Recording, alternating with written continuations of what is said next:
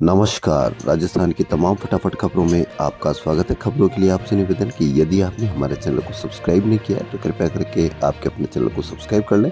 तो बढ़ते हैं आज की बड़ी खबर की ओर। शहीद स्मारक पहुंचे पूर्व मुख्यमंत्री सचिन पायलट। जी हां, पूर्व डिप्टी सीएम सचिन पायलट शुक्रवार दोपहर शहीद स्मारक पहुंचे। यहाँ राजीव गांधी युवा मित्रों की ओर से धरना दिया जा रहा है। राजीव गांधी युवा मित्र बहाली की मांग को लेकर कर रहे आमरण अनशन पर पहुंचने के बाद मीडिया से बातचीत में पायलट ने कहा कि सरकार की यह कार्रवाई प्रतिशोध की भावना से की जा रही है। नौजवानों को रोजगार देने की बात भाजपा करती है, केंद्र सरकार करती है, लेकिन यहाँ रोजगार छीने जा रहे हैं। यदि भाजपा सरकार को योजना के नाम से नफरत है तो नाम बदल दे, लेकिन युवाओं का रोजगार तो नहीं छीने। लोगों के रोजगार खत्म करके नौकरियां कम करने का जो काम किया जा रहा है उसका हम सब विरोध करते हैं। योजना का नाम बदल दो पर रोजगार तो मत छीनो, ये कहना है सचिन पायलट पूर्व डिप्टी सीएम का। कांग्रेस नेता आनंद शर्मा शुक्रवार को जयपुर आए। वे लोकसभा चुनाव के लिए कांग्रेस की मैनिफेस्टो कमेटी के सदस्य हैं। उन्होंने जयपुर में पीसीसी में पार्टी नेताओं से मैनिफेस्टो के लिए सुझाव मांगे। प्रदेश अध्यक्ष गोविंद सिंह डोटासरा, नेता प्रतिपक्ष टीकाराम जूली और पूर्व स्पीकर डॉक्टर सीपी जोशी भी पीसीसी में मौजूद थे। राज्य बीमा एवं प्रावधायी निधि विभाग द्वारा बीमा क्लेम अभियान के तहत इस साल 31 मार्च को परिपक्व हो रही राज्य बीमा पॉलिसी के भुगतान के लिए राज्य कर्मचारियों से ऑनलाइन आवेदन आमंत्रित किए जा रहे हैं। ऐसे बीमा पॉलिसी धारक कर्मचारी अपनी SSOID के माध्यम से 25 जनवरी तक ऑनलाइन आवेदन कर सकते हैं। वहीं राजस्थान विधानसभा के राज्यपाल कलराज मिश्र के अभिभाषण के दौरान रालोपा विधायक हनुमान बेनीवाल ने RPSC भंग करने की मांग की। बेनीवाल का कहना था कि जब भाजपा विपक्ष में थी तो भाजपा ने ही RPSC भंग करने की मांग उठाई थी। अब सत्ता में है तो उसे वह अपनी मांग याद रखनी चाहिए और अब वादा पूरा करना चाहिए।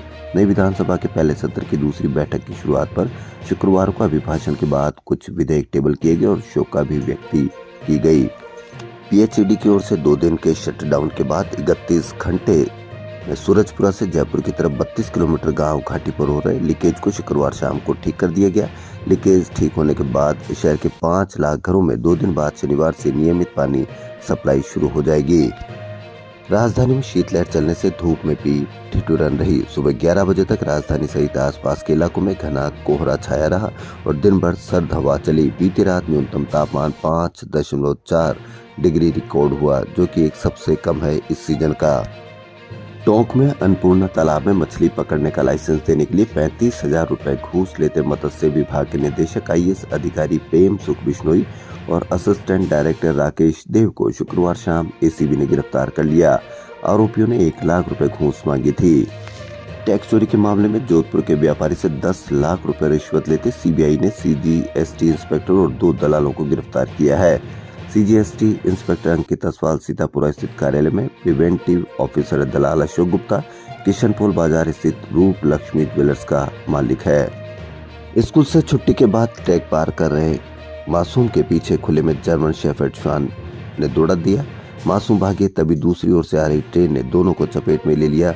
वहीं 2 बच्चे युवराज और पुत्र मदन सिंह और अनन्या पुत्र प्रेम सिंह के रूप में हुई दोनों की मौत हो गई। दोनों के साथ 10 से 12 बच्चे साथ थे, लेकिन वे दूसरी ओर भाग खड़े हुए। पुलिस ने मालिक पर केस दर्ज कर दोनों डॉग्स को पकड़ लिया। विधानसभा के पहले सत्र का दूसरा चरण शुक्रवार को शुरू हुआ। पहले दिन अभिभाषण में राज्यपाल कलराज मिश्र ने कांग्रेस की पिछली अशोक गहलोत सरकार की कार्यप्रणाली, कार्य में लेट लतीफी, भ्रष्टाचार, पेपर लीक आदि का जिक्र करते हुए सवाल खड़े किए। अभिभाषण में कहा गया कि अब नौकरी के लिए न तो लूट होगी न पेपर लीक होगा। 5 वर्षों में भ्रष्टाचार चरम पर था। वहीं राज्यपाल से मिथ्या आरोप पढ़वाए, यह कहना है अशोक गहलोत का। हमारी योजनाएं देश में सराही गई। सरकार ने राज्यपाल से अभिभाषण में कांग्रेस सरकार पर मिथ्या आरोप पढ़वा दिए। यह उचित नहीं है। ऐसे करते नई सरकार की सोच उजागर कर रहे हैं। सूफी संत ख्वाजा मोइनुद्दीन चिश्ती के सालाना उर्स में दूसरे राज्यों से अजमेर आने जाने वाले जायरीनों की बसों को टैक्स सरचार्ज में छूट अब सीमित कर दी गई है। कांग्रेस की सरकार ने 22 दिन के लिए जायरीन के वाहनों को टैक्स सरचार्ज में छूट दी थी, अब यह 5 दिन कर दी गई है। राजस्थान के CM भजन लाल शर्मा शुक्रवार रात 12 बजे बाद अचानक OTS स्थित CM आवास से निकल रेलवे स्टेशन के पास सदर थाने पहुंचे। देर रात की गतिविधियां और पुलिस की चौकसी देखी। वह सीधे थानाधिकारी कक्ष में पहुंचे और रोज नामचे की कॉपी मांगी। वर्दी संभालते ड्यूटी ऑफिसर सीएम से बोले कि वह तो कंप्यूटर में। सीएम ने सबको साथ बुलाकर हाजिरी ली और कितने ड्यूटी पर हैं, किन में, कितने थाने में, कितने चेतक या गश्त पर है, पूरी जानकारी ली। दी बार एसोसिएशन जयपुर के नवनिर्वाचित कार्यकारिणी का शपथ ग्रहण समारोह आज किया जाएगा। कार्यक्रम के मुख्य अतिथि सीएम भजनलाल शर्मा होंगे और अध्यक्षता हाईकोर्ट के acting CJ justice MM Srivastava करेंगे। इस साल 10वीं और 12वीं की बोर्ड परीक्षा देने जा रहे विद्यार्थियों को लेकर शिक्षा विभाग ने बड़ा निर्णय लिया। इन विद्यार्थियों को बोर्ड परीक्षाओं की तैयारी के लिए क्वेश्चन बैंक दिए जाएंगे। राज्य स्तर पर राजस्थान स्कूल शिक्षा परिषद की ओर से एक क्वेश्चन बैंक प्रिंट कराकर सभी जिलों में विद्यालयों तक पहुंचाए जाएंगे। सीईटी में कनिष्ठ लेखाकार भर्ती परीक्षा में सामान्य वर्ग के 15 गुना अभ्यर्थियों को कनिष्ठ लेखाकार परीक्षा में शामिल किए जाने की मांग को लेकर अभ्यर्थियों ने विप्र सेना प्रमुख सुनील तिवारी के घर बाहर धरना दिया। वहां पर कैबिनेट मंत्री अविनाश गहलोत ने अभ्यर्थियों को आश्वस्त किया कि इस पर संबंधित अधिकारियों से बातचीत कर परीक्षा में सामान्य वर्ग के 15 गुना अभ्यर्थियों को शामिल करवाया जाएगा।